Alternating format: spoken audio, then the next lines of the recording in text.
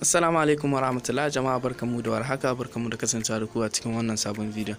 Insha Allah a yau bidiyon namu zan nuna mana top guda 7 na mafi karfin runduna a Francophone Africa da kuma hukuncinsu. Amma kafin mu wuce cikin bidiyon dan uwa, ina ƙara tunatar da kai idan baka danna mana kalmar abone ba ko kuma in ce kalmar subscribe, ka taimaka ka danna mana kalmar subscribe, ta haka ne zaka samu sababbin bidiyon mu da zarar mun dora. Kuma wannan abun ba zai ma dauke ka sakon 5 ba, bara mu jira ka danna.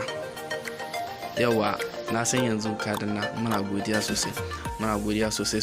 Yanzu mu shiga cikin bidiyon. Bayan samun 'yancin kai, kasashen Afirka sun fara gina rundunarsu da manufar zama mafi karfi a Afirka. Idan a matakin duniya ana ɗaukar Amurka da Rasha a matsayin manyan mayakan makamai a duniya, kuma Masar ta ɗauki ƙarfin sojojin Afirka bisa ga arsenal ɗinsu. Adadin mutane su wane ne suka fi ƙarfin runduna a Afirka mai magana da Faransanci?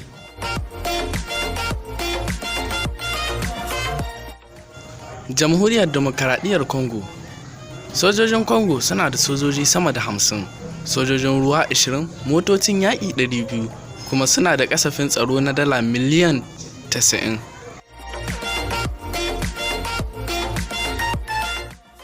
A Chad kuma, sojojin Chad suna da maza 30,500 masu aiki, sojojin sama 36, motocin yaƙi 325, kuma suna da kasafin dala miliyan 32,210.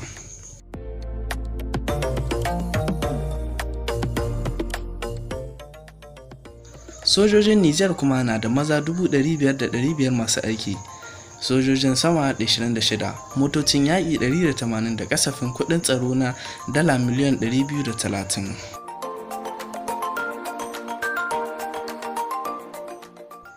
A Mali, sojojin Mali suna da maza 10,000 masu aiki, sojojin sama 28, tankoki 50, motocin yaƙi 265, kuma suna da kasafin dala miliyan 65.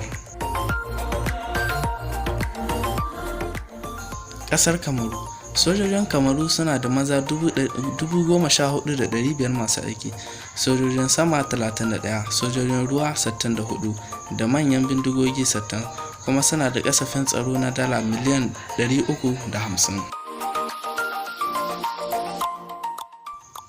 Ivory Coast, sojojin Ivory Coast suna da maza 25,500, sojojin sama 5, sojojin ruwa 10, tankoki 15, kuma suna da kasafin dala miliyan 575. Daga ƙarshe kuma, Jamhuriyar Congo. Sojojin Congo suna da maza 10,000 masu aiki, sojojin sama 13, tankuna 175, sojojin ruwa 6, kuma suna da kasafin dala miliyan 700.